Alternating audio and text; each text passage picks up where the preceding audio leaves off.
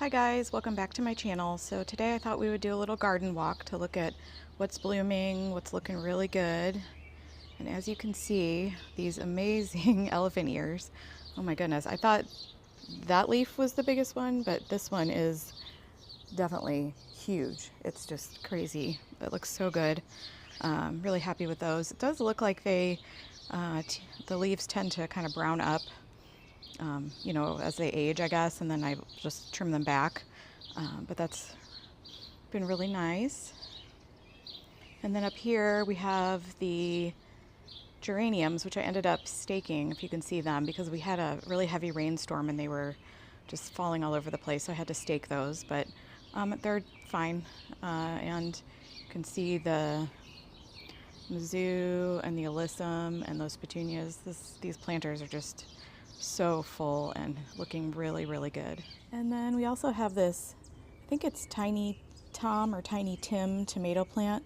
It's a little tiny plant, but I've got a whole bunch of tomatoes forming in there. I don't know if you can see that, but yeah, I'm excited to see those. It's just crazy how small this plant is and that it produces tomatoes.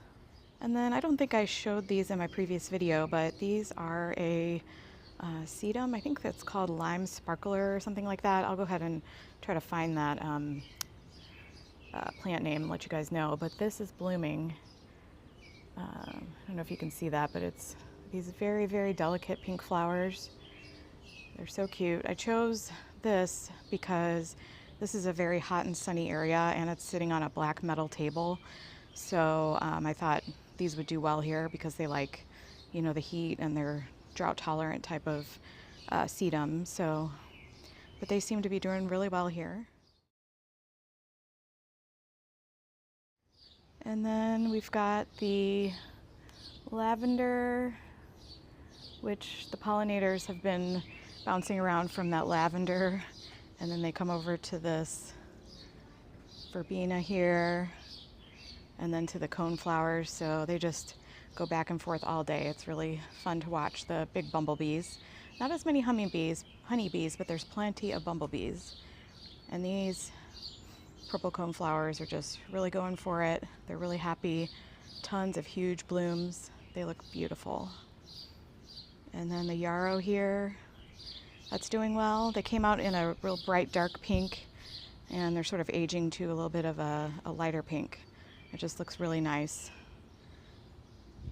And then also the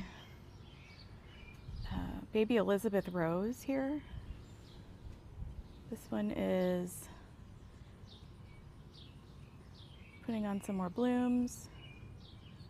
It's really cute. This one I just planted in the spring, and it's second flush of blooms, it looks like here. So that's pretty exciting. And this candy tuft, this one is probably bloomed for its third time. I might need to cut it back because there's a lot of those spent bloom heads there, but then it just bloomed again. So I thought that was more of a spring bloomer, but it is really going for it. This is the Mandevilla plant. This thing is constantly blooming. I don't think the blooms actually last that long, but they are beautiful, bright pink color, and it definitely is climbing, which I actually think is really cute. These tendrils are climbing up the trellis here, and as you can see, they're going to bloom a little bit higher up. This one is in the back has made it all the way to the top, so that's good. Seems to be very happy here. And here's an update on the strawberries. Right here I have the 4 containers. I'm propagating these strawberries right from the mother plant. So what I did is took one of the runners, actually 4 different ones, and used the landscape staple to tack it down into the soil. And I did check them, and looks like they're all rooting in pretty well. I'm going to give them a little more time though before I detach them from the mother plant. And then these are going to go to the community garden. You can see the landscape staple in there, just keeping that in the wet soil so it can really root in really well. And then here's a view of the rest of this container here. This is feverfew, and it looks like that has set some buds here. So I'm excited to see what those look like. Down there is some blue columbine under that little cage there. I'm not sure if that one's going to bloom this year or not. It's pretty small. I might need to take off that cage to let them get a little bit more light. And then here are my zinnias, sort of a over the top view. And I can give you the variety names. I have the seed packets here. I think this is the giant carmine rose.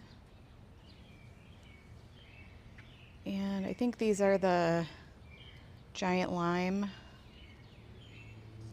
And then I think those lighter pink are the Oklahoma salmon.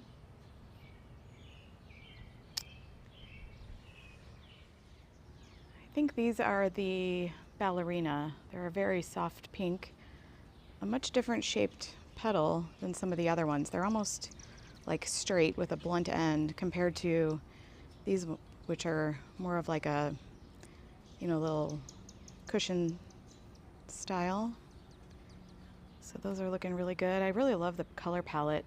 I do generally like the softer colors, and I think we did pretty well with those.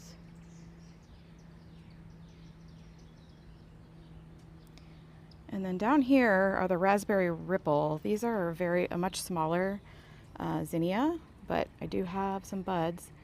So I'm really excited to see those open because I've heard good things about that variety. And here are the seed packets from Johnny's. There's the raspberry ripple and the ballerina, giant lime, giant carmine rose, and the Oklahoma salmon. Those are all planted in a mixed, all mixed together in that planting bed. So I'd like to know if any of you all have grown any zinnias from Johnny's seed before and what varieties you like. If there's any that are particularly better than the others. I tried some different ones in the past, but I do tend to like these softer colors like the salmon and the ballerina. And I think I'm going to make a flower arrangement with some of these zinnias and some yarrow, some coneflower. So I think that'll be really pretty.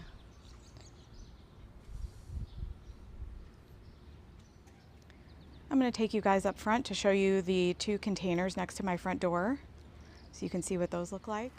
And here's a shot of the front door. And I'm going to take you in on these planters that I got new this year from the At Home store. And they're just a white ceramic planter. And in there I planted these begonias that are a light pink bloom with the dark foliage. There's an asparagus fern in the back. And some creeping jenny for the spiller. These caladiums are beautiful. These are the Proven Winners Heart to Heart Chinook. And they are just really beautiful.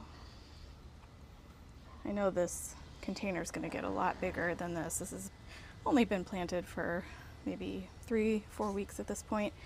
And here's the one on the other side. Now, the caladium on this side is not quite as big, but I'm sure it'll catch up. You can see a lot more of the begonia here. I really like how that dark foliage plays against the white planter. And the creeping jenny is really starting to spill over the edge. And I think that asparagus fern is going to get really nice and big and be a nice backdrop for all of these beautiful plants. And then also a sneak peek to my next video. I've got a hosta here that I'm going to plant. And I've got this Proven Winner rose to plant. I'm really excited for this. I think it's going to go on this trellis. It's what they call a mini climber, so you can grow it as a bush or as a mini climber, but I think having it here where it would get a lot of sun would be really good. There's that clematis there, but I think I am going to move that one to a different area. I actually have two clematis, one on the left, one on the right. The one on the left is a soft pink, the one on the right is a darker purple. And the rose I want to plant is kind of like a cool tone pink, so I think I'm going to move the clematis on the left to another spot and put the rose there. So that'll probably be my next video when I plant those. So stay tuned. And definitely make sure you subscribe so you don't miss a video and you can see what's coming up next. I appreciate you watching. Have a great day.